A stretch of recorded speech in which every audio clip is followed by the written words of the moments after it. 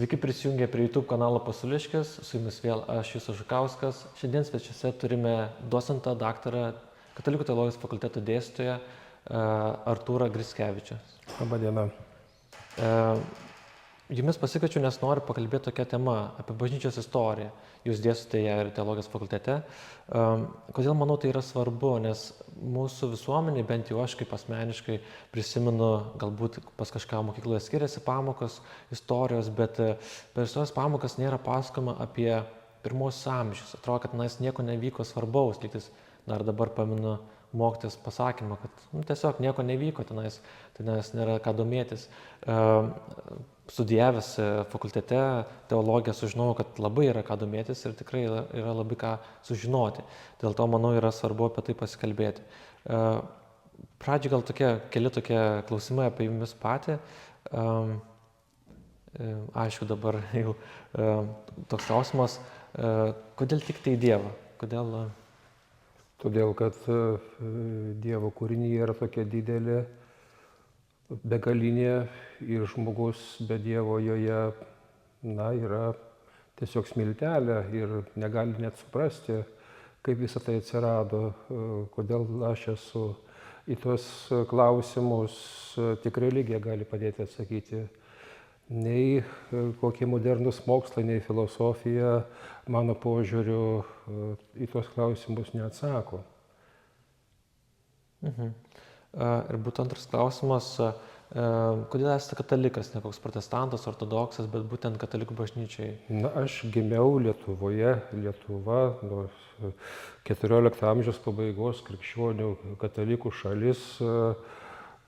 Augau nedideliuose miesteliuose, dažnai vasaras praleisdavau pas močiutę, močiutė vesdavo mane į bažnyčią. Šitaip aš atėjau į tą katalikiškąją tradiciją, buvau joje arba šalimais jos, o jau studijų metais kaip istorikas, istorijos studentas, pradėjau domėtis giliau bažnyčios istoriją ir daug pozityvių dalykų atradau. Tokiu būdu aš suartėjau ir su Vilniuje esančiomis kai kuriomis katalikų bendruomenėmis, pradėjau lankytis pamaldose. Ir po to, kaip apgyniau daktaro disertaciją, amžinatilsį vyskupas Jonas Borta, tuomet dar jėzuitų provinciolas, mane paskatino eiti dirbti į tuomet dar buvusi Lietuvos edukologijos universiteto istorijos fakulteto katalikų tikybos katedrą. Tai jeigu taip bendrais bruožais, mano kelias daugmaž toks yra. Dėl tokio bendro dar irgi gal tokio fono, nes manau yra toksai klaidingas įsitikinimas, kad ta bažnyčios istorija, kad gal atliepti tokią mintį, kad bažnyčia yra skirta, nežinau, manipuliuoti žmonėm, apgauti, išviliuoti gal kažkokius pinigus ar kažką. Nes žmonės turi tokį įsitikinimą, kad kurie nepažįsta tos istorijos, nežino, nesidomi, gal nesigilina, tokie stereotipai atsiranda visokiausi. Ką jūs apie juos galvojate tokius? Man atrodo, kad žmonės yra labai įtarūs, jie ieško visur pavojų, matyti jų gyvenimas galbūt buvo toks, gal su iššūkiais, gal patyrė nesėkmių, gal kai žmonės apgavo. Ir bendrai toji populiarioji kultūra, jinai daugiau tokios priešpriešos įvaizdžius kūrė. Ar tai būtų meniniai filmai, ar kokios kitokios kultūros produkcijos dalykai. Tai iš to mano požiūrių netikėjimo atkyla nepasitikėjimas, perdėtas atsargumas ir ieškojimas visur tų, kaip čia pasakyti, kažkokių kitų priežasčių.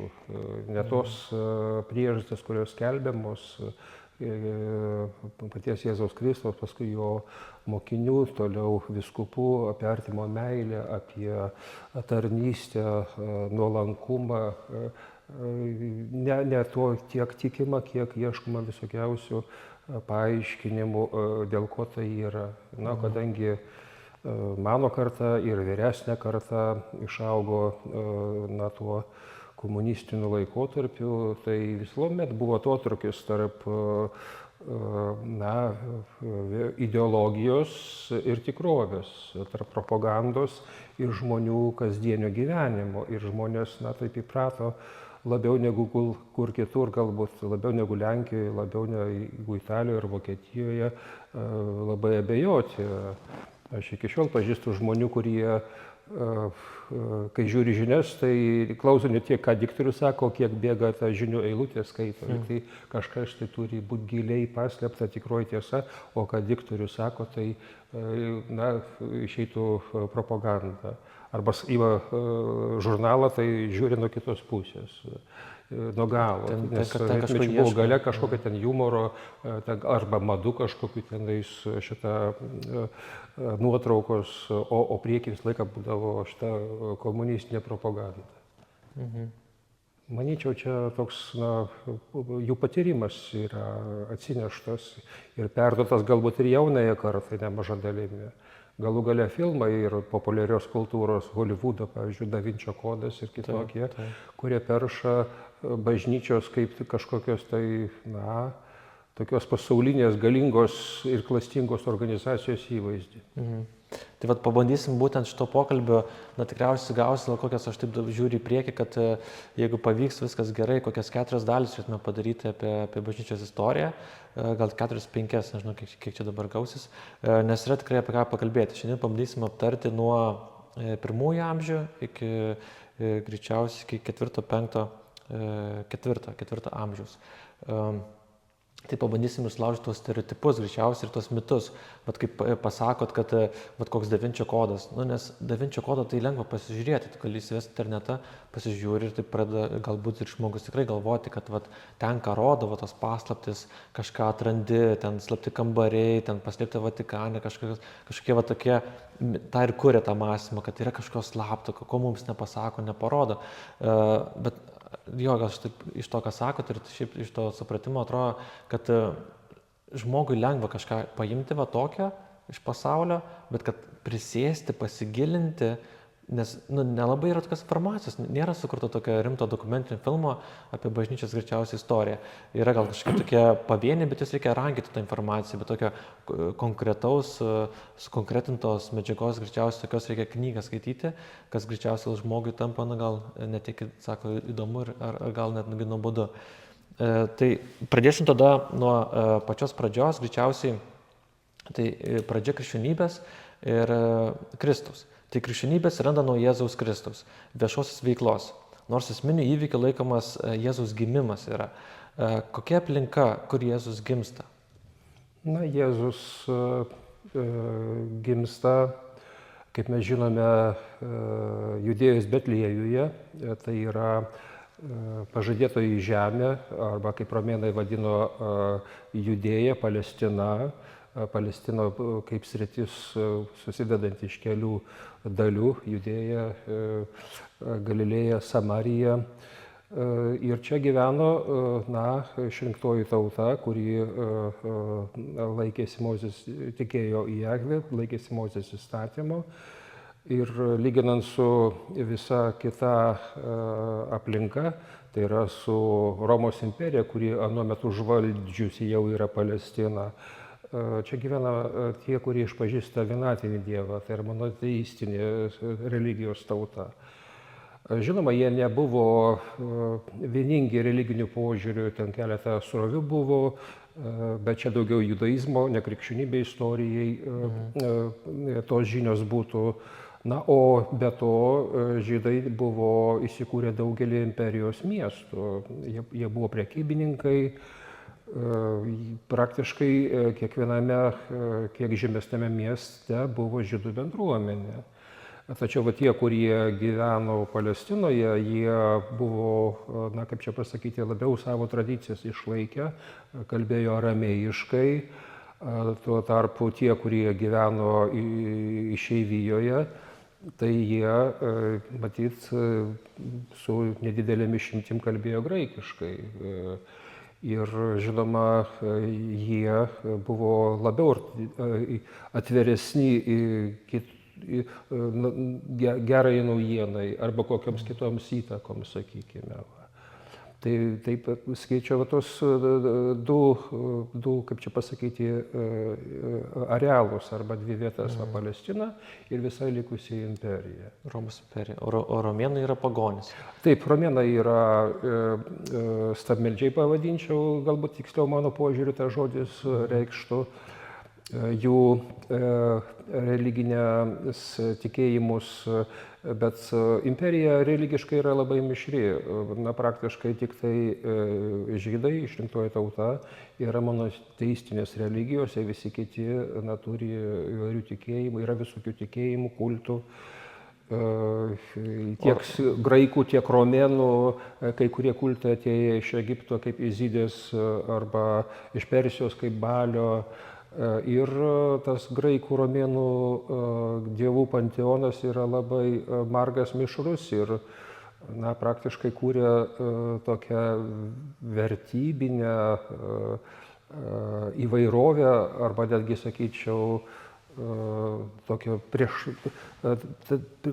prieštaraujančių idėjų tokią terpę. Tas graikų romėnų panteonas, jisai neteikia žmogui supratimo apie esminius dalykus, apie tą žmogų, kas jisai toksai, kodėl jis čia yra, ko jisai privalo siekti. Nes pagal kiekvieną romėnų kultą tai daugiau yra tam tikros pasakojimas mitologinis apie tą dievybę, apie jo kilmę, apie jo galias, apie jo poelgius.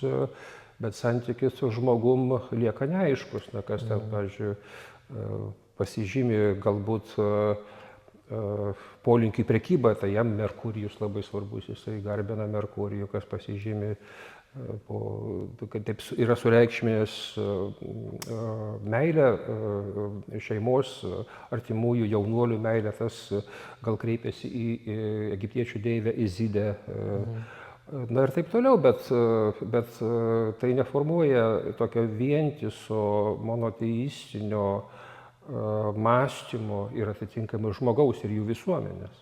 O taip žiūrint į romėnus, ar taip išeina, kad jie priversti tuo tikėti visi romėnai yra ir kas yra Romos imperijai, ar Romos imperija leidžia kiekvienai, užkariavo valstybę, kaip ir Palestina, Izraelį, tai ar sako, jūs dabar tikėkite mūsų dievus, ar sako, galite tikėti, ką norit jie?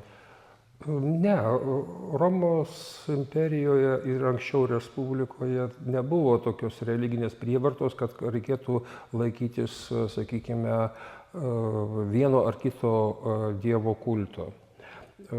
Tačiau žmonės patys rinkdavosi. Romėnai ne tik tai užimdavo nukariavę tam tikrą tautą, jo šalį, bet taip pat perimdavo jos dievus, kad šitaip integruotų dvasiškai tuos naujus valdinius į savo valstybę. Tačiau buvo valstybiniai kultai. Ir pagarba valstybiniams kultams buvo privaloma. Kai kurie imperatoriai netgi krikščionims inkriminavo kaip didžiausią nusikaltimą, kad jie negerbė valstybinių kultų.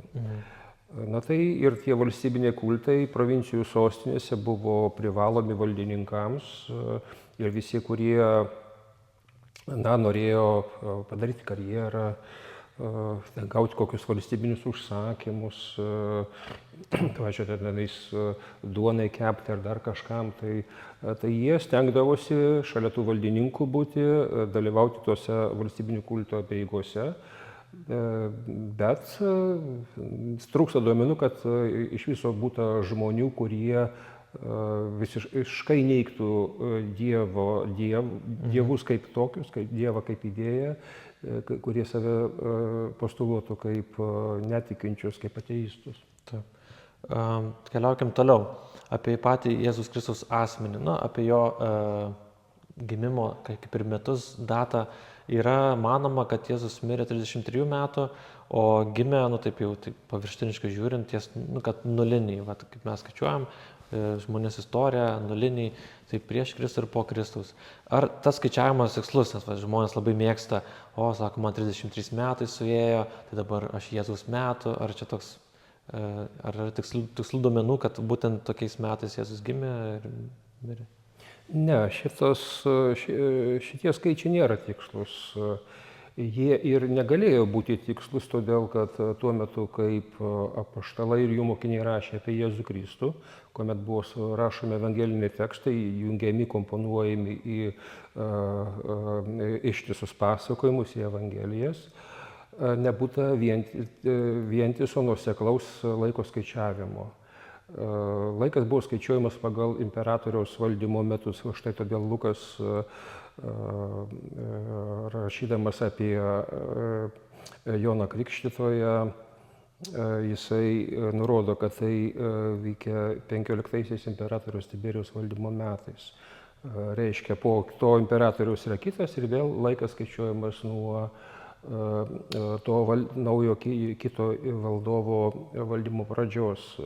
Ir tik tai imperatorius Dioklecijonas, tai yra 3 amžiaus pabaiga, 4 amžiaus pradžia, nustatė, kad laikas, tai yra metai, turėtų būti skaičiuojami nuo Romos miesto įkūrimo. Na, Romos miesto įkūrimas toks yra legendinis įvykis, mitologinis pasakojimas apie Romulą ir Remą, apie Vilkę, kuri juos išaugino. Bet vis tiek buvo priimta vientisas laiko skaičiavimas, jau nebepriklausė nuo atskiro imperatoriaus, tačiau jau buvo nuo Jėzaus Kristaus gimimo praėję daugiau arba maždaug 300 metų. Ir niekas nebegalėjo pasakyti, kuometgi tai atsitikė. Tik tai 6 amžiaus pirmosios pusės laikotarpį vienuolis Dionizijus Mažasis, sudarydamas liturginį kalendorių, pamėgino apskaičiuoti Dievo žodžio įsikūnijimo arba Jėzaus Kristaus gimimo metus. Jisai rėmėsi Luko Evangelijos duomenimis. Pirmoji ta pati, kad tai yra 15, kaip šitas Jonas Krikštytojas ima skelbti atgailos krikštą, yra 15 imperatoriaus Tiberijaus valdymo metai. Ir šie metai buvo sutapatinti su 783 nuo Romos miesto įkūrimo. Ir kadangi kita žinia Luko Evangelijoje yra, kad Jėzui Kristui, kaip jisai ima veikti, yra maždaug 30, tai Lukas atėmė iš tų 782 metų 30 ir gavo 752 metus, kurie turėjo tapti nuliniais. Bet Dionizijus Mažasis vienuolis, kuris skaičiuoja, jisai matyt pridėjo 1 metus papildomus, galbūt Jono Krikštytojo veiklą, iki kol Kristus ateina, iki kol Kristus imasi pats viešosios veiklos. Ir šitai buvo sudaryti tie vadinamieji nuliniai metai, kurių iš tikrųjų kaip tokių nebuvo, nes buvo iki gimimo yra metai prieš Kristų, nuo gimimo yra metai po Kristaus. Tai mes tik įsivaizduojame, kad kažkoks yra nulinis taškas, bet tai matematiškai neapibrėžiama. Tai galėjo būti spalio mėnuo, tikrai tikėtina, kad kai Kristus gimė, bet tiksliau mes nežinome, yra prielaidos. Bet tokia bėda, kad vienuolis Dionizijus Mažasis ne viską buvo perskaitęs, jisai matyt nebuvo skaitęs Juozapo Flavijaus darbų, o Juozapas Flavijus, žydų ir romėnų istorikas, jisai rašė, kad Erodas Didysis mirė kuomet Erodas Didysis numirė ir jau pagal šitą metų skaičiavimą nuo Romos miesto įkūrimo arba nuo Kristaus gimimo, tai būtų -4, reiškia 4 metais anksčiau, negu kad vienuolis Dionizijus Mažasis buvo apskaičiavęs. Na ir tai nereiškia, kad Kristus gimė tuomet, kaip Erodas numirė tais pačiais metais, galėjo būti ir anksčiau. Ir todėl kuo įvairiausi mėginama pasitelkti duomenis ir apie žemės drebėjimus, ir apie uraganus, ir apie žvaigždžių judėjimus. Ir štai žinomas astronomas Johannas Kepleris 17 amžiaus pirmoji pusė iškėlė hipotezę, kad dviejų Saulės sistemos planetų Saturno ir Jupiterio konjunkcija, tai yra žiūrint į Žemės jų susiliejimas į vieną tašką, atitinka Betliejaus žvaigždės judėjimą, kaip kad aprašoma šventuoju raštu. Nu, tai nutikė 7-aisiais prieš Kristų. Ir panašu, kad ir kita žinutė Luko, kur rašoma apie surašymą, Augusto Cezariaus nurodymų surašymas vyksta ir kad tuomet Sirija svietininku buvo Kvirinas. Tai yra tam tikrų faktų, kurie leidžia manyti, kad Kvirinas galėjo būti vietininku 7-aisiais, tik tai 7-aisiais prieš Kristų, tai yra pirmoji jo kadencija, o antroji kadencija jau daug vėliau yra. Tai iš to seka, kad panašu, jog Kristus yra gimęs 7-aisiais metais, kaip galima kitaip pasakyti, prieš mūsų erą. Prieš mūsų erą arba taip. Tai kiek Kristui, nu taip, nes matome čia, kad gaunasi taip, kad tiksliai mes negalim pasakyti, kiek tiksliai buvo metų, nes tai yra palei žvaigždės, palei kažkokius istorinius dalykus, palei valdymo imperatorių metus. Tai maždaug tada, kiek galėjo būti Jėzui metų, kada jisai mirė. Lukas, kuris buvo artimas apaštalams, jisai, matyt, neblogai buvo jų išklausinėjęs, daug ką užsirašęs. Ir jisai rašo, kad kai Jėzus Kristus ėmės veikti, jam buvo maždaug 30. Bet kiek tas maždaug? Sunku pasakyti. Pagal vieną žmogų tas maždaug yra daugiau, pagal kitą mažiau. Bet jeigu mes manytumėm, kad Kristus gimė 7-aisiais prieš mūsų erą, tai išeitų, kad jisai buvo nukryžiuotas 30-aisiais ir jam tuo metu galėjo būti apie 37 metus. Galbūt dar nesukakę, o galbūt jau šitą artinosi prie 38. Bet tai vis tiek yra prielaidos, kurios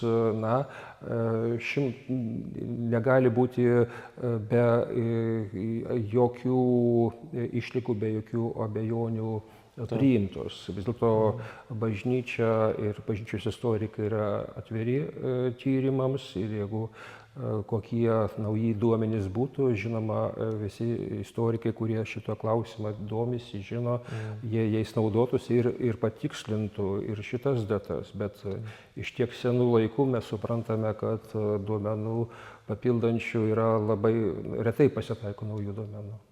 O apie mirties datą, kad balandžio 7 dieną yra traktuojama, kad Velykos jau artėja irgi pas mus. Iš kur žinome tą tokią datą? Na taip, čia vėlgi pagal tą evangelistų nurodymą, kad Kristus buvo nukryžiuotas penktadienį, Nisano mėnesio, žydų kalendoriaus mėnesio pavadinimas.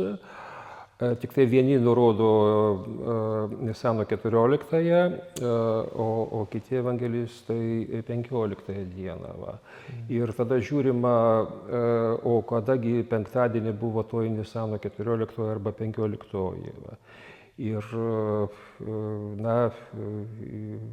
yra geras didelė tikimybė, kad tai buvo 30-ieji metai, nes kiek vėliau mes jau žinome, kad Saulius arba būsimasis Paulius jau persekiojo krikščionis.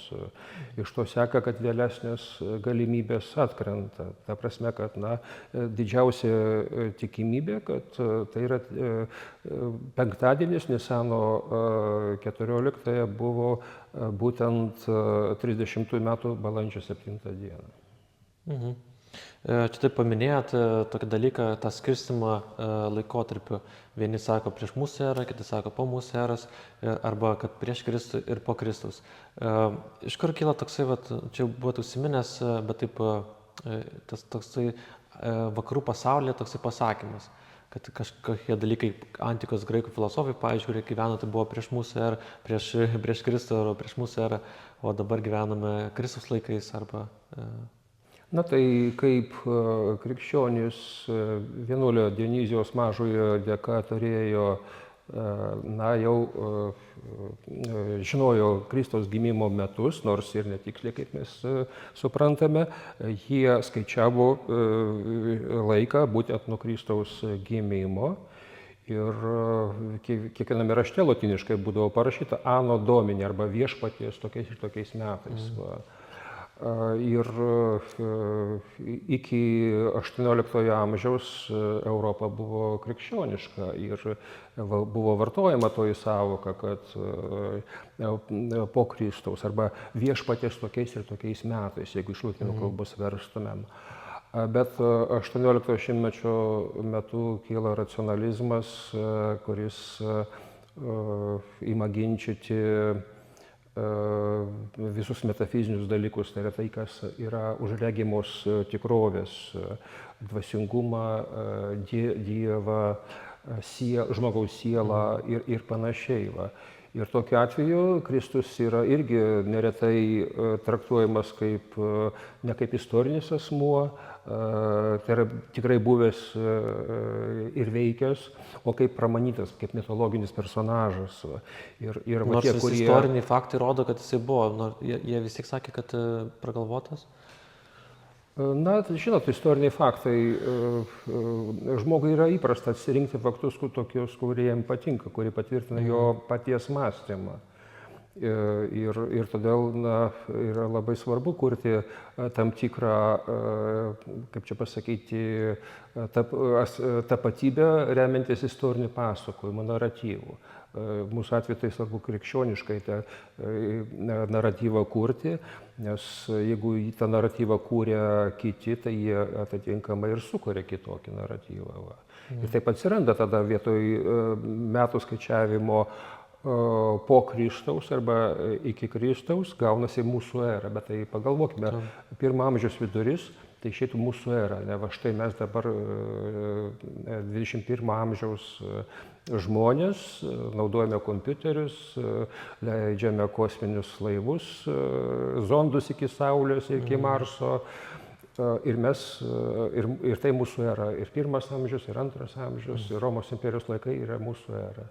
Tai yra visiškas, mano požiūriu, absurdas, toks sąmoningas krikščionybės atmetimas ir to, ką pozityvaus jinai davė ir duoda. Gal dar irgi toks pastebėjimas dėl to Jėzus istoriškumo, nes, kaip sakote, kai kurie žmonės galvoja, kad jis mitas, mitologija, kad toksai, kad žmogus buvo, kad gyveno, bet istorikai, man vienas faktas, kad romėnų istorikai, tuo metu, beveik po Jėzus mirties, man atrodo, ar tuo metu, kurie gyveno, ten Tacitas, jeigu neatsimenu, kuriais metais gyveno, bet man atrodo, po Jėzus mirties, jeigu neklystu.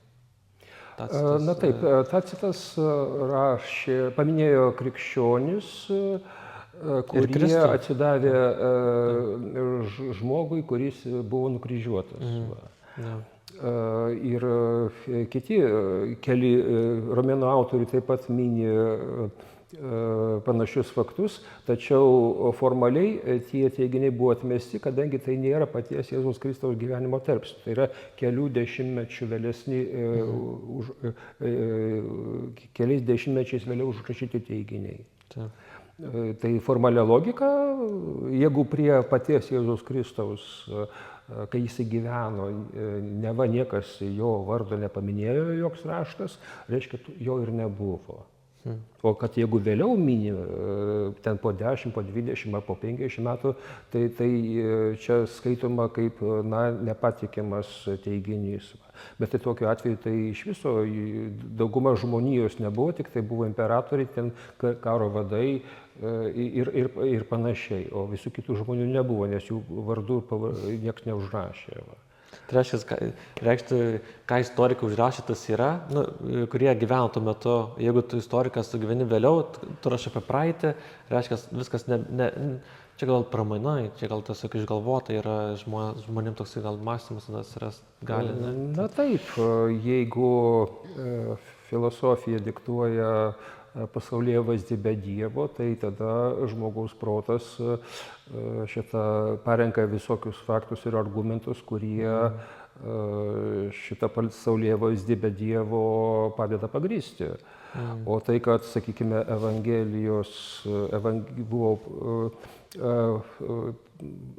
evangeliniai tekstai buvo rašomi apaštalų, tai yra tiesioginių Kristaus mokinių. Ir kai kurie, pavyzdžiui, kai kurios dalis tokie, pavyzdžiui, kaip Kalno pamokslas, vargiai ar galėjo būti žodiniu būdu perduodami, tai iš to seka, kad turėjo būti užrašoma čia pat, jau prie Jėzaus Kristaus, kai kurie dalykai. Va. Ir paskui tik tai tie dalykai, tie atskiri užrašymai komponuojami iš vientisą pasakojimą. Va. Tai taip pat šitą, kaip mes suprantame, rimčiausias, tvirčiausias Jėzaus Kristaus kaip istorinio asmens paliudimas yra pačios Evangelijos ir apaštalų laiškai. Taip. Keliaukim toliau tada. Kas vyksta būtent po Jėzaus? Jėzus miršta ir prisikelia ir paskui iškeliauja pas Dievą, bet lieka krikščionys, lieka jo mokiniai, pradeda tą tikėjimą neša, skelbia, bet jie galiausiai miršta. Kas vyksta, kaip romėnai reaguoja į visą tai, kaip romėnai elgiasi su krikščionys pirmųjų amžių, taip nuo pirmųjų amžių iki ketvirtųjų, taip maždaug? Iš pradžių romėnai krikščionių neskyrė nuo žydų. Jeigu mes skaitome Naująjį testamentą, mes matome, kad Paulius yra skundžiamas romėnams dėl to, kad jisai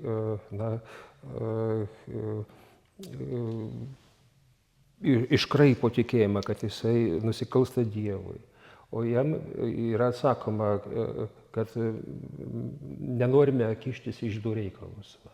Tai tam tikrą laiką būtent visi krikščionys, nepriklausomai nuo jų tautinės kilmės, buvo suprantami kaip žydai. Tačiau, kai 64 metais Romoje kyla gaisras, už gaisrą kaltininkais buvo parinkti krikščionys, kad jie esą padegė miestą. Čia Neronas apkaltino. Neronas, taip, imperatoriaus Nerono valdymo laikotarpiu 64-aisiais sudegė didesnė dalis Romos miesto, galbūt 2/3, ir už tai buvo apkaltinti krikščionys. Iš čia seka, kai 64-aisiais romėnai, bent jau elitas, imperatoriaus aplinka, žinojo, kad krikščionys nėra žydai. Na ir mano prielaida yra, kad veikiausiai romėnai sužinojo, kad krikščionys ne žydai kažkur tai tarp 48 ir 54 metų, nes 48-aisiais apaštalai susirinkę Jeruzalėje nusprendė, kad galima sekti Jėzumi Kristumi, nesilaikant Mozės įstatymo. Ir tai sukėlė konservatyvių žydų didžiulį pyktį. Matyt, vykdavo ginčai, galbūt pereidavo į tokį buitinį smurtą, neramumai. Ir vienas iš istorikų rašo, kad imperatoriaus Klaudijaus laikais kažkoks tai Kristus tarp žydų Romoje kėlė sąmyšį. Tai reiškia, kad buvo ginčiamas dėl Kristaus.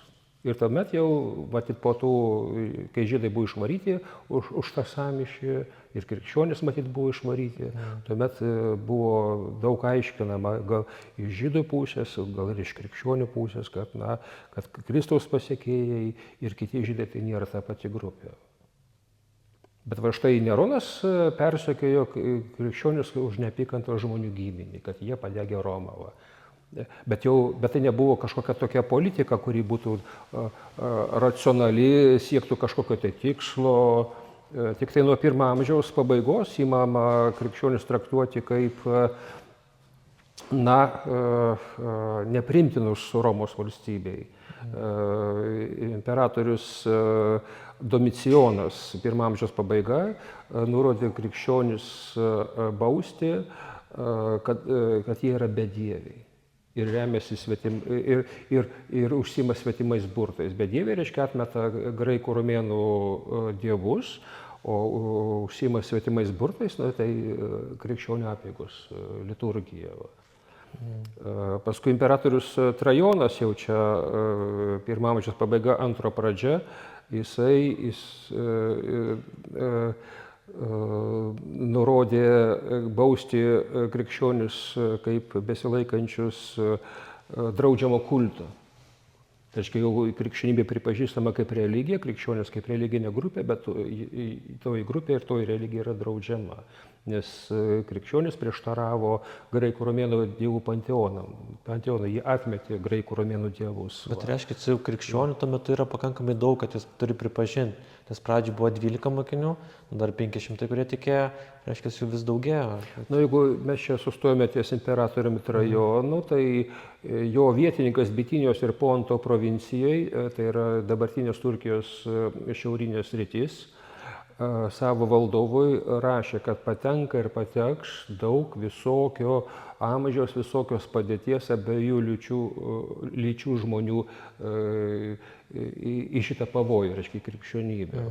Ir kad tie prietarai ir burtai pasklydo po miestus, kaimus ir tokiesnes vietas. Iš to seka, kad jau antro amžiaus pradinių tarpsnių kai kuriuose imperijos srityse krikščionybė buvo ženklios gyventojų dalies religija. O jau vėliau, sakykime, 4 amžiaus pradžioje buvo sričių ir miestų, kur krikščionys sudarė daugumą, arba miestų, kur visi gyventojai buvo krikščionys. Bet grįžtant prie persekiojimo, tai galima būtų pasakyti, kad nebūta tokios politikos ištisai nuo Nerono iki krikščionybės įteisinimo, kad krikščionys būtų persekiojami be perstojimo. Imperija yra toks, kaip čia pasakyti, teisinis, politinis darinys, kur imperatoriaus žodis, įsakymas yra aukščiau įstatymo. Ir vienas imperatorius krikščionis žiūri priešiškai ir nurodo juos persekioti, o kitas yra abejingas ir neformaliai toleruoja, jog jis sako, persekioti neskelbė, krikščionis yra, jie gyvena, jie išpažįsta, jie praktikuoja.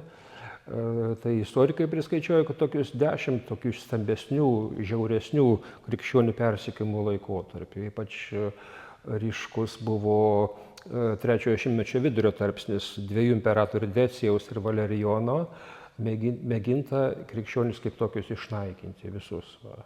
Tai buvo labai sistemingai. Žudydavo tiesiog? Kaip? Žudydavo tiesiog, nes... Jo, bet pirmas dalykas, ne tai, kad žudydavo, versdavo atsižadėti. Pirmas dalykas reikėjo surasti, paskui priversti atsižadėti, o jeigu ne, tai tada palaipsnės bausmės, pavyzdžiui, turto atėmimas, paskui kalinimas, paskui galiausiai bausmė, mirties bausmė. Na ir paskui jau nuo 4 amžiaus pirmųjų dešimtmečių prasideda krikščionybės įteisinimo laikai. Tai jeigu kalbame apie pirmosius šimtmečius, bažnyčia augo kaip ne Romos valstybės, kaip čia pasakyti, teisinėje sferoje, o kaip čia pasakyti, šalia valstybės arba nepaisant valstybės. Tada kalbėkime toliau. Romos imperija nuo 3 amžiaus pabaigos valdo nebe vienas, bet 4 valdovai. Vienas iš jų Galerijus 311 metai paskelbė krikščionių religijos teisėtumo įsaką. Kodėl taip nutiko? Na, minėtasis mūsų imperatorius Dioklecijonas, kuris nurodė skaičiuoti laiką nuo Romos miesto įkūrimo, jisai matydamas, kad imperija yra labai didelė ir kad vienam asmeniu ją valdyti yra techniškai neįmanoma. Jisai padalino imperiją į 4 dalis ir kiekvienai daliai parinko valdytoją. Ir tie valdytojai vadinami tetrarchais, nuo graikiško žodžio tetra 4. Tai reiškia tokia sistema tetrarchija, kai yra 4 bendravaldžiai, kurie derina politiką, įskaitant religinę politiką. Ir vienas iš tų tetrarchų, Galerijus, 311 metais pripažino, kad krikščionių persekiojimas buvo nesėkmingas, mėginimas išnaikyti krikščionis nesėkmingas, leido krikščionims išpažinti savo Dievą, statyti bažnyčias, nurodė grąžinti krikščionims anksčiau iš jų atimtą nusavybę, o krikščionių pareiga melstis savo Dievui už valdovą, už valstybę ir už savo gerovę. O kaip supras, kad nesėkmingas buvo bandymas juos persekioti ir žudyti ar kažką, ar bandyti atimti turtą, ar tai reiškia, kad juos persekioja, bet jų vis tiek daugėja ir matė, kad niekas nesikeičia? Iš esmės taip. Galerijus buvo vienas iš tų tetrarchų, o tas, kuris sukūrė tą tetrarchinę sistemą, buvo minėtas Dioklecionas. Jis buvo paskutinysis, kuris taip sistemingai, nuosekliai mėgino krikščionybės problemą išspręsti, tai išnaikinant krikščionis. Ne tai, kad iš karto visus išžudyti, bet tiesiog surasti, priversti atsisakyti. Sužadyti Jėzus. Jo. Ir vienas po Diokleciono mirties 305 metais, po praėjus dar 6 metam, vienas iš tų tetrarchų Galerijus pamatė, kad toji politika yra nevaisinga. Ne vien todėl, kad nepasiseka krikščionių žudyti, bet matyti dar ir todėl, kad natūraliai kilo klausimas, o kam juos žudyti, kodėl jie negali būti. Taip. Tai kalbant apie tos tetrarchus, tai vienas iš jų buvo Konstantinas.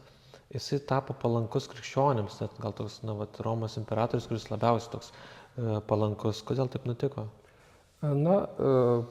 Istorikai, ypač krikščionių autoriai rašė, kad Konstantinas augo krikščionių aplinkoje, kad jo motina Lena buvusi krikščionė. Ir todėl jisai, kaip čia pasakyti, simpatizavo krikščionims, kas iš tikrųjų su tiesa neprasilenkia. Bet lygiai taip pat faktas yra tai, kad Konstantinas per visą gyvenimą nepriėmė krikšto, tik tai mirties patale buvo pakrikštytas. Tai aš kaip istorikas vis dėlto Konstantiną kaip asmenį traktuoju taip kontroversiškai. Iš vienos pusės, aišku, jisai buvo krikščionims palankus, bet iš kitos pusės vienu iš jų, kaip buvo galingas valdovas, netapo, nors galėjo tapti. Tai aš manyčiau, kad priežastis buvo ne vien tai, kad jisai su krikščionybė ir krikščionimis buvo susipažinęs, bet dar ir tai, kad veikiausiai matė juos kaip, kaip čia pasakyti, kaip religinę bendruomenę, kuri yra labai stipri, tvirta, kuri dvasiškai, vertybiškai motyvuota. Ir jisai susiejo savo politinę karjerą su šita religinė bendruomenė. Ir nuo pat savo mėginimų įsitvirtinti toliau už savo valdomos sričių, jisai valdė Galiją, Britaniją ir Ispaniją. Galija tai šiuolaikinė Prancūzija, Britanija tai suprantama Jungtinė karalystė, ne visa, bet nemaža jos dalis. Ir kaip jisai sumanė tapti visų vakarinių imperijos provincijų valdytojų, jisai rėmėsi krikščionimis kaip pagrindinę grupę, siekdamas būtent politinės valdžios, platesnės politinės valdžios. Tai jisai vienas yra iš tetrarchų, o kiti, kiek atsimenu, nelabai palankus yra krikščionims, ar kaip? Ne, yra tuo metu be Galerijaus vienas iš jų minėtasis Galerijus, kitas Konstantinas. Konstantinas pritarė Galerijaus įsakui dėl krikščionių pakantumo. Trečias yra Maksencijus. Maksencijus valdo Romą, Šiaurinę Afriką ir Iliriją. Ir pagal antikos krikščionių istoriką Eusebijų Cezarietį Maksencijus krikščionims irgi buvo palankus. Ir tik tai vienas iš 4 Maksiminas Daja krikščionis toliau persekiojo.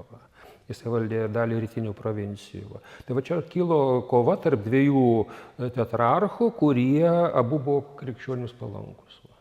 Bet kadangi laimėjo Konstantinas ir paskui pasižymėjo kaip didis krikščionių bažnyčios rėmėjas ir geradarys, tai matyt krikščionių autoriai būtent atidavė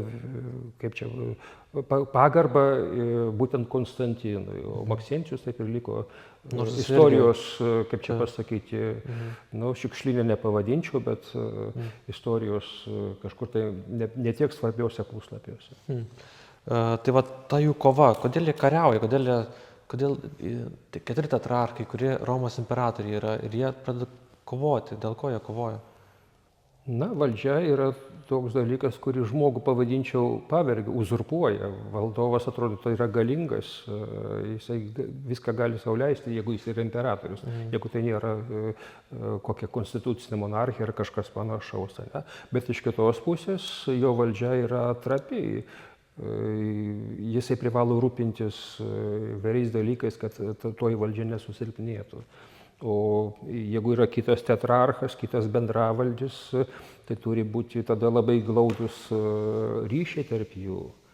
Ir dažnai būdavo tie ryšiai sutvirtinami santuokomis arba pačiu, pavyzdžiui, vienas tetrarchas veda kito tenais seserį, arba jų ten vaikai sutuokiami šitą. Bet jeigu kyla nepasitikėjimas, tai reiškia, kad prasideda abiejų valdovų varžymasis ir iškyla pavojus valdžiai, tos mens valdžiai. Ir kita vertus, na, žinoma, visuomet yra asmenų, kurie nori padaryti karjerą, politinę, karinę karjerą, kurie gali skatinti valdovą, na, plėšti savo įtaką ar užimti kaimininės sritis. Tai taip ir atsitiko, kad 312 metais tarp Konstantino ir Maksencijaus kilo karas. Maksencijus paskelbė karą Konstantinui, nes sužinojo, kad romiečiai simpatizuoja Konstantinui. O Konstantinas, kaip jau sakiau, valdė Galiją, Britaniją ir Ispaniją, tai Galiją dabartinę Prancūziją. Na, tada Konstantinas patraukė su kariuomenė prieš Maksencijų, mūšis įvyko 312 metais prie Romos, prie Tibro upės, ties Milvijaus tiltu. Įdomu tai, kad tas tiltas iki šiol yra išlikęs. Na ir Maksencijus pralaimėjo ir Konstantinas įžengė į miestą, į Romą kaip nugalėtojas ir jo kariuomenė buvo paženklinta krikščioniškaisiais simboliais, ženklais. Tai čia mitas ar tiesa, nes tas pasakojimas, kad Konstantinas prieš mūšį naktį ar Dievas apsireiškė, ar kažką pamatė ir atsikėlęs liepė visiems kariams pasiženklinti kažkokį tai simbolį krikščioniškų ant savęs. Čia toks mitas ar? Na, istorikams sunku tokius dalykus, kurie teigia Dievo įsikišimą, nagrinėti. Nes istorikai, kaip ir kiti mokslininkai, remiasi, na, pavadinkime taip, nuogais faktais. Kas yra šiuo atveju nuogi faktai? Nuogi faktai yra tai, kad Eusebijus Cezarietis, kuris buvo Konstantino amžininkas ir su juo bendravo, po tų įvykių, po keletos metų,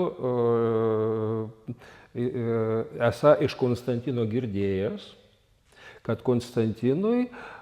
Konstantinas regėjęs danguje ženklą ir matęs užrašą po šio ženklo nugalėsi.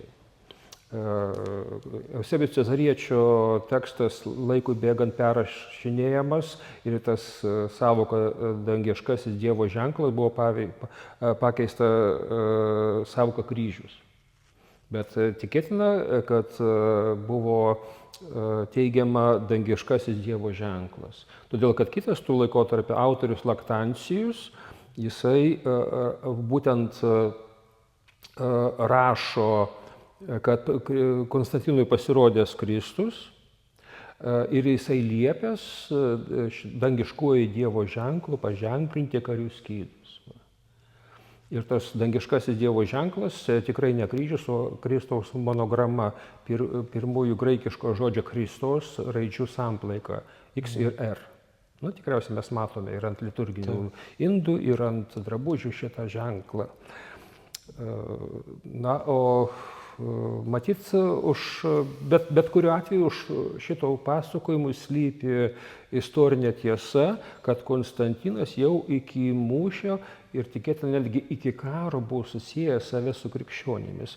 Nes, pabudus iš ryto arba po to regėjimo iš karto visą kariuomenę papuošti krikščioniškais ženklais, techniškai netai paprasta, kad mūšio metu tie ženklai nenukristų, kad matytųsi, kas kieno pusėje yra. Tai tikėtina, kad jau prieš žygį į Romą jau kariuomenė buvo pasiruošusi. Tas matyt yra tie įvykiai, tas regėjimas arba tas sapnas veikiausiai buvo ne iš paties mūšio išvakarėse, bet tikriausiai karo išvakarėse. Priešingą atveju mes tada turėtume sakyti, kad Konstantinas sakė netiesą. Sunku būtų pasakyti. Kaip pasikeičia Konstantinas, kaip pakeičia Konstantinas krikščionių situaciją Romos imperijai? Taip jau toks. Taip, jau prie Galerijaus trijose imperijos trečdaliuose krikščionys galėjo išpažinti tikėjimą ir praktikuoti savo tikėjimą, statyti bažnyčias. Ir tai mes galime pavadinti šiuolaikišką toleranciją. Taip? Tačiau prie Konstantino krikščionys tampa privilegijuota grupė. Konstantinas krikščionis ne tik toleruoja, bet jos remia. Ir pats jais remiasi. 312 metais tik įžengęs į Romą, jisai vieno savo priešininko rūmus atiduoda krikščionių bažnyčiai. Tai yra Laterano rajonas Romos mieste. Ten savo lėšomis ima statyti pirmąją viešąją krikščionių baziliką. Šiandien tai yra Švento Jono Lateranė bazilika. Ir apipila krikščionis privilegijomis, pavyzdžiui, dvasininkus atleidžia nuo mokesčių, nuo karo prievolės, nuo kitų prievolių. Krikščionims suteikiama perspektyva daryti politinę karjerą. Konstantinas remiasi krikščionimis, jais pasitikė labiau negu kitais. Tuo pačiu metu stabmeldystė yra ribojama, uždraudžiami stabmeldiškieji kultai, šventyklos nėra greunamos, stabmeldžiai nėra persekiojami, bet draudžiamas kultas. Krikščionių vyskupas įgyja teisę spręsti savo bendratikių civilinės bylas. Ir netgi jeigu vienas iš besibylinėjančių yra krikščionis, kitas nekrikščionis, krikščionių pageidavimų bylą gali svarstyti vyskupas. Krikščionių bažnyčiai suteikiama teisė paveldėti nuosavybę, kaupti turtą. Konstantinas įdiegė vietoj stabmeldiško Apolono kulto. Apolonos kultas buvo vienas iš valstybinių kultų. Krikščionių kankinių kultą. Ir aplink Romą statoma 18 bažnyčių, bazilikų kankinių kulto reikalams. Roma tampa labai svarbia krikščionių maldininkystės vieta.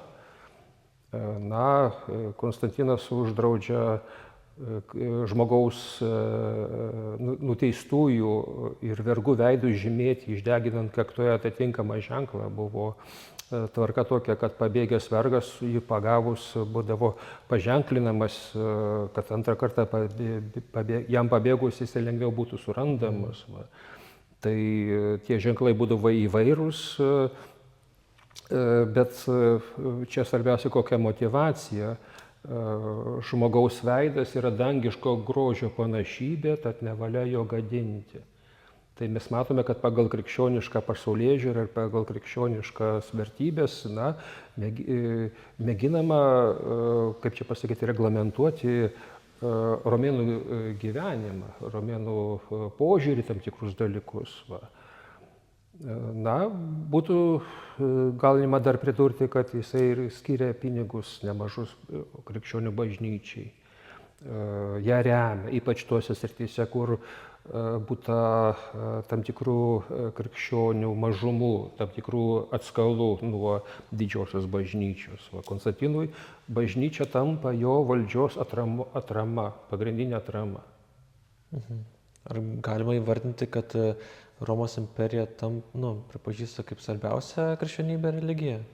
Pagal įsakus krikščionys, Konstantino ir jo partnerio Licinijos paskelbtas įsakas 313 metais Milane numatė visų religijų arba visų kultų lygiateisiškumą. Bet praktiškai Konstantinas suteikė krikščionims išskirtinės privilegijas, išskirtinę galimybę augti, klestėti. O tuo tarpu stabmeldžius, kaip jau sakiau, ribojo. Uždraustas kultas, jiems karjerą padaryti valstybėje nebeįmanoma. Jie turi tada atsisakyti stabmeldystės, perėti prie krikščionybės arba bent jau laikytis atokiau nuo stabmeldiškųjų kultų. Tai formaliai yra pagal įsakus tolerancija visuotinė, bet praktiškai krikščionys remiami ir jie auga, jų daugėja, bendruomenių ir taip toliau. O stabmeldžiai ribojami, spaudžiami. Tai kitaip sakant, Konstantinas peržengė religinę toleranciją krikščionių naudai. Kalbant tada apie kitą svarbų aspektą, kas vyksta toliau, bažnyčias, man atrodo, pirmasis, jeigu neklystu, įvyksta toks oficialus susirinkimas 325 metais, kurio vienas iš tikslų yra pasakyti, kas buvo Jėzus Kristus. Nes kilo daug tokių erezijų, vėliau vadinta klaidatikystėms. Kas buvo Jėzus? Ar jisai buvo žmogus ir vėliau tapo Dievu? Ar Jėzus turėjo kūną ar neturėjo? Ar jis kažkaip pasiekė tą dievystę? Nes tai buvo labai svarbus, kaip ir yra klausimas, net daugumai gal žmonių ir dabar dar kyla tas klausimas, kurie domisi Jėzus Kristus asmeniu. Tai kas įvyksta tenais, tam susirinkime bažnyčios? Tai pirmiausia, reikėtų apibrėžti, kokiagi buvo problema, kad tas susirinkimas buvo sušauktas. Tai 318 metais Aleksandrijoje, Egipte, vienos iš parapijų vadovas, kunigas Arijus, ėmė mokyti, kad Kristus yra kūrinys. Tai yra pats sutvertas. Jis gali daryti tiek gerą, tiek piktą, nes jis yra pats sutvertas. Tai reiškia, prilygino Kristų sutapatino su žmogumi. Ir tai neatitiko tradicinio bažnyčios tikėjimo ir mokymo. Kristus buvo daugumos krikščionių suprantamas kaip Dievo sūnus, išganytojas, kaip dieviškasis asmuo. Šitai mes matome jau Jono Evangelijoje. Ir toliau Origenas, sakyčiau, stipriai taip išryškino Kristaus ir dieviškumą, ir žmogiškumą. Paskui ta tokia centrinė tradicinė linija ir toliau yra kristologinė, tai yra tokia teologinė Kristaus asmens interpretacija, kad Kristus yra ir Dievas, ir žmogus tęsiama.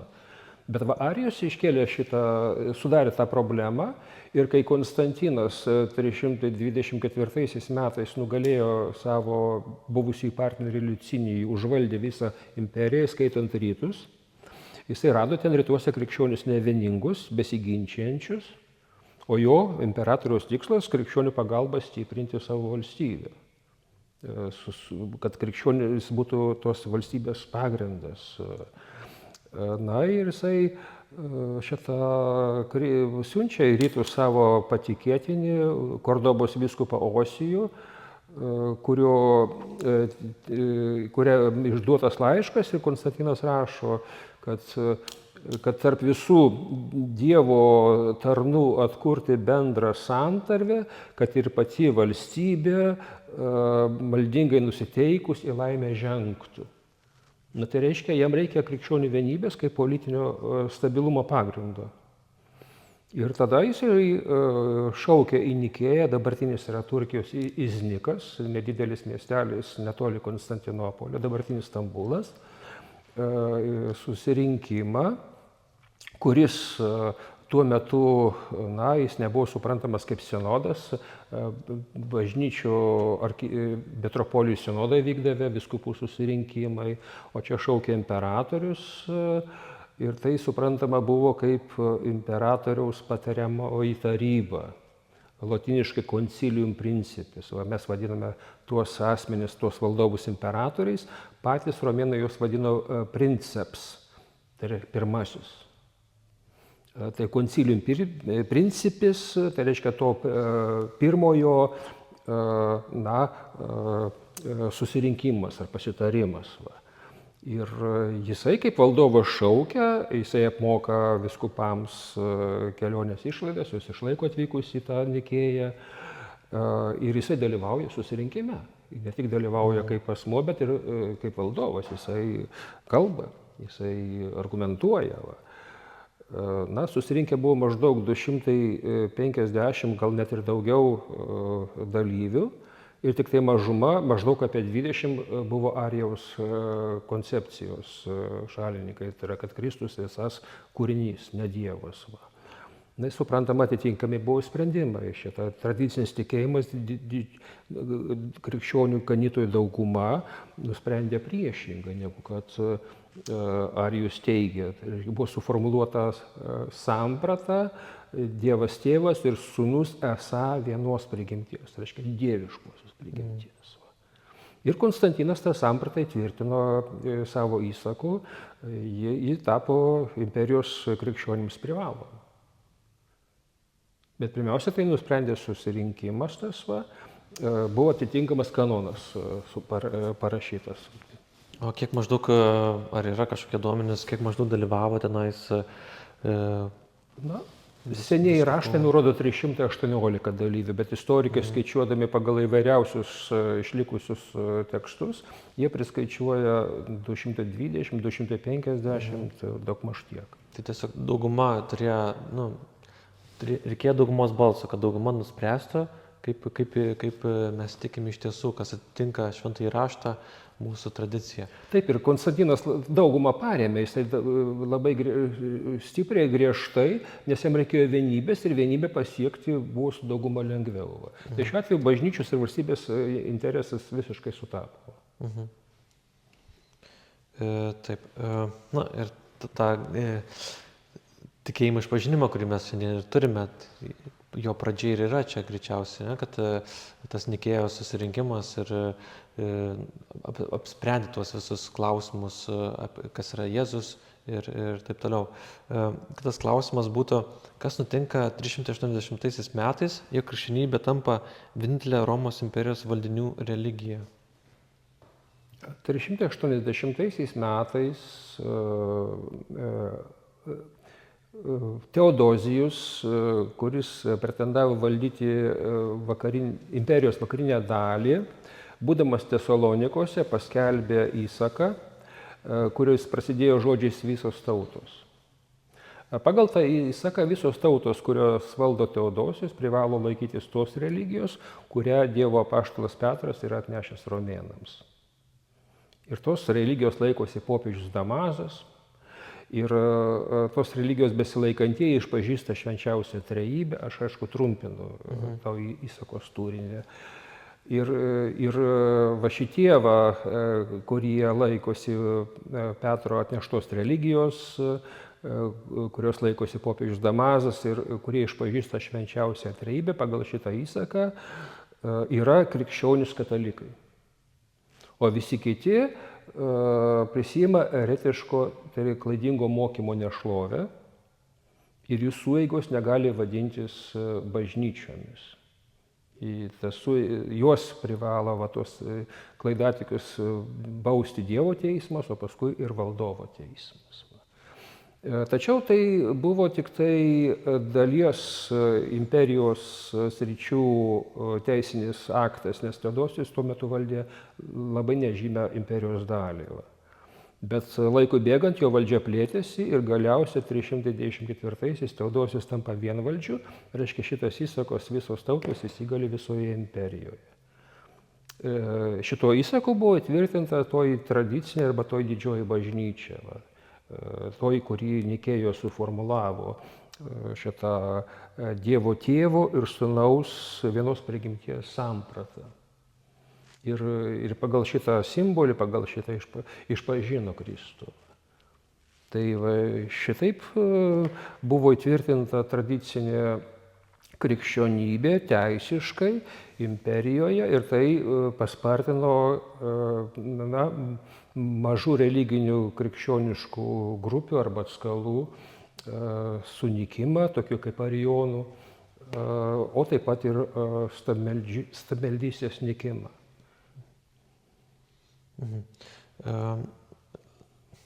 Čia jau paminėjot savoką, kaip krikščionybė tampa katalikybė, iš kurios randa šitą savoką, kad katalikų bažnyčia, o ne kad tiesiog krikščionybės kaip religija. Graikų kilmės žodis katalikybė, katalikas, reiškia visuotinis, reiškia krikščionis, kuriam būdinga visų krikščionių tikėjimas ir to tikėjimo praktikavimas. Tai šitoji savoka pasitaiko jau nuo 4 amžiaus pradžios tekstuose. Ir Konstantinas vartojo šitą savoką, ir Teodosijus, kaip mes matome, vartojo. Bet toji savoka atspindi tos vieningos krikščionių bažnyčios susidarimą ir įsitvirtinimą. Tai galima taip įvardinti, kad Romos imperija katalikiška? Galima įvardinti, kad ji yra katalikiška, bet lygiai taip pat galima įvardinti, kad jinai yra ir ortodoksali, kaip vakarų krikščionys save vadina ir jos kiti vadina katalikais, rytų krikščionys save vadina ir jos kiti vadina ortodoksais. Taip. Bet tuo metu tai yra viena ta pati bažnyčia. Jinai yra ir katalikiška, jinai ir ortodoksali, ir vienas kitam neprieštarauja, tik tai abu žodžiai įvardina skirtingus dalykus.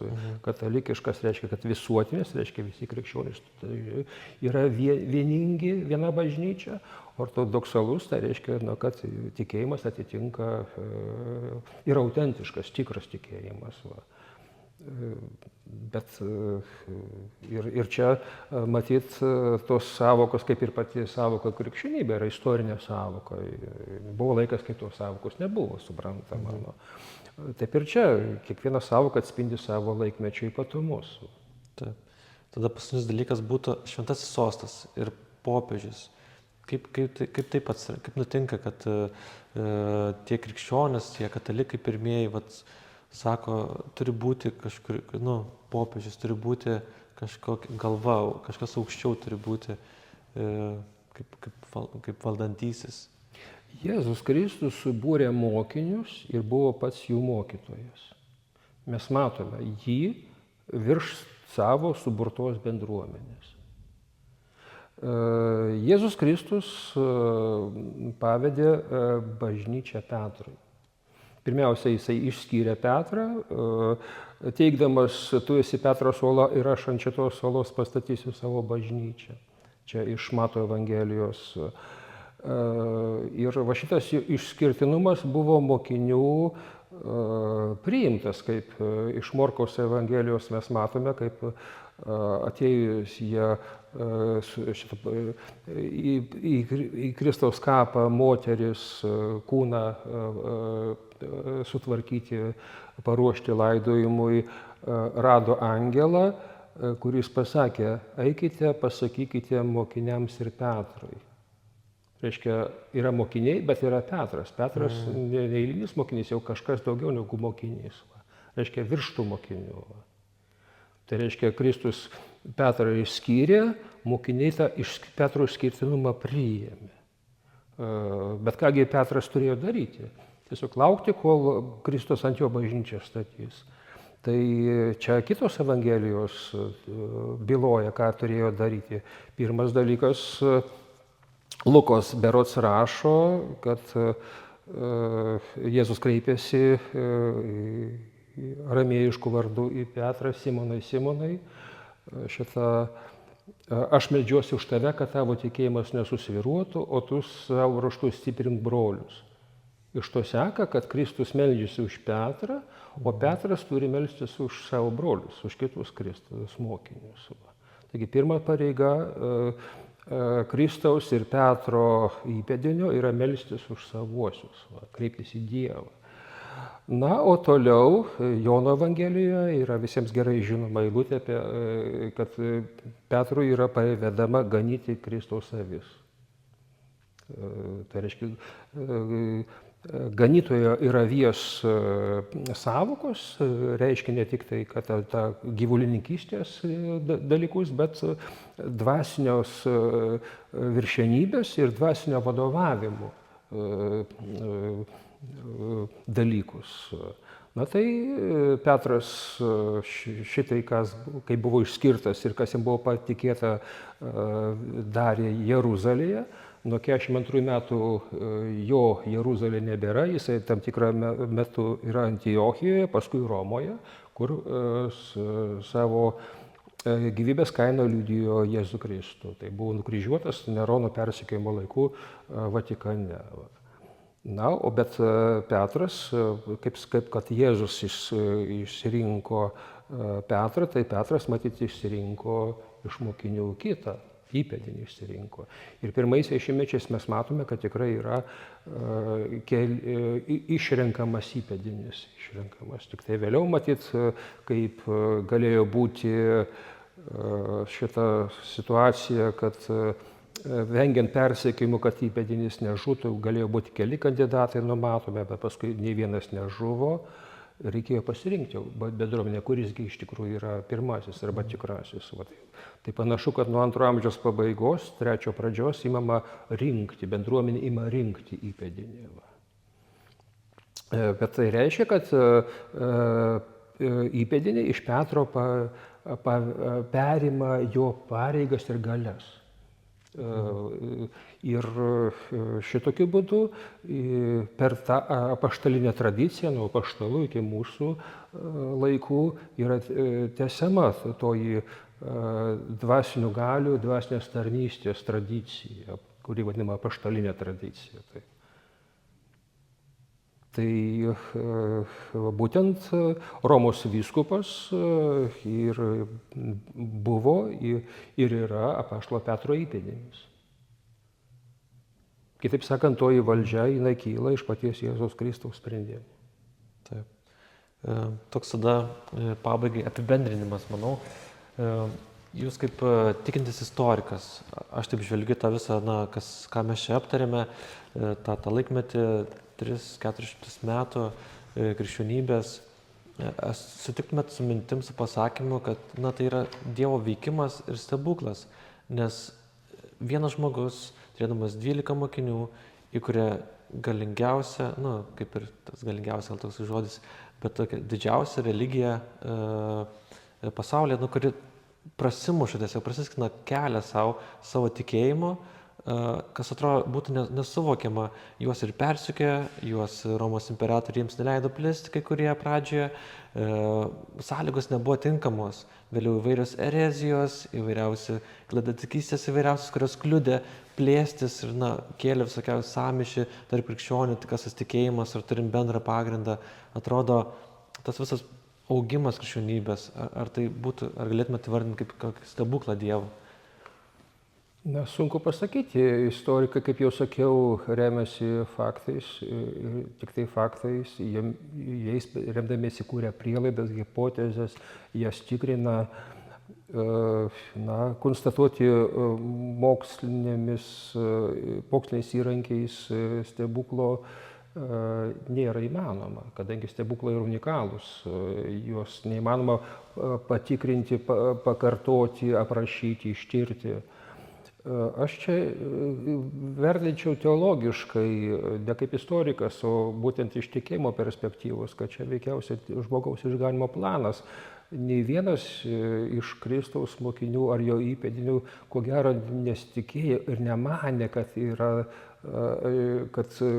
Jėzaus Kristaus pasekėjai tampa tauta, išrinktąja tauta ir keliauja per istoriją. Kiekvienas turėjo savo, kaip čia pasakyti, iššūkius. Ir Petras, mes matome, Kristaus įsigynė iš pradžių ir daugelis vėlesnio laikų krikščionių būdavo puola, kad ir persekiojimo metu išsižada Kristaus, paskui atgailauja, grįžta į bažnyčią. Tai aš manyčiau, kad jeigu mes iš tikrųjų suprantame tai, kas nutiko, kaip iš ankstinį sumanimą, tai ko gero galima vadinti stebuklu, nes kitaip, na, sunku paaiškinti, kaip taip nenutrūkstamai iš mažo būrelio Palestinoje tas tikėjimas tapo didžiulė pasaulinė religija. Ne? Bet kai mes tą stebuklą nagrinėjame remdamiesi istoriniais šaltiniais, archeologiniais duomenimis, tai mes galime daugybę dalykų ištirti, atskleisti, pagrįsti, kodėl taip nutiko. Bet mokslininkai pagrindžia tam tikrą, kaip čia pasakyti, tam tikrą įvykį, tam tikrą nutikimą, tam tikrą sprendimą, bet jie negali, kaip čia, visko sujungti į vientisą neginčijamą koncepciją. Visko teikti vienareikšmiškai, kaip kad galutinį tokį aprašymą, išaiškinimą teikti. Ir va čia todėl ir yra visą laiką to, kaip čia pasakyti, palikti vietos stebuklui, todėl kad mokslas negali visko apriepti. Jis apriepia tam tikrus segmentus, tam tikras dalis, jas gali tirti daugiau ar mažiau sėkmingai, bet apriepti viską ir viską išnagrinėti ir galutinai išspręsti, jisai nepajėgus yra. Ir, na, tikėtina, kad žmogui daugiau ir neduota, priešingų atveju jisai būtų Dievas, jeigu jisai galėtų viską ištirti, viską išaiškinti, viską nuspręsti. Tai aš pritarčiau minčiai, kad tai, kas atsitiko su Kristaus bendruomenė, prilikso stebuklui. Bet kaip istorikas aš matau atskirus įvykius, kurie labai konkretūs, kurie apspręsti daugybės priežasčių, bet galutinis rezultatas nuostabus. Tai ačiū labai už tokias mintis, ačiū už skirtą laiką, ačiū žiūrovams, kurie stebėjote. Užduokit klausimų, būtinai rašysime toliau kitas dalis, nes apžvelgėm 4 maždaug 100 metų, dar turime daryti iki šių laikų, bandysim, jeigu pavyks tikrai. Tai dar kartą dėkoju, tai ačiū Jums ir ačiū už dėmesį. Dėkoju Jums. Ačiū.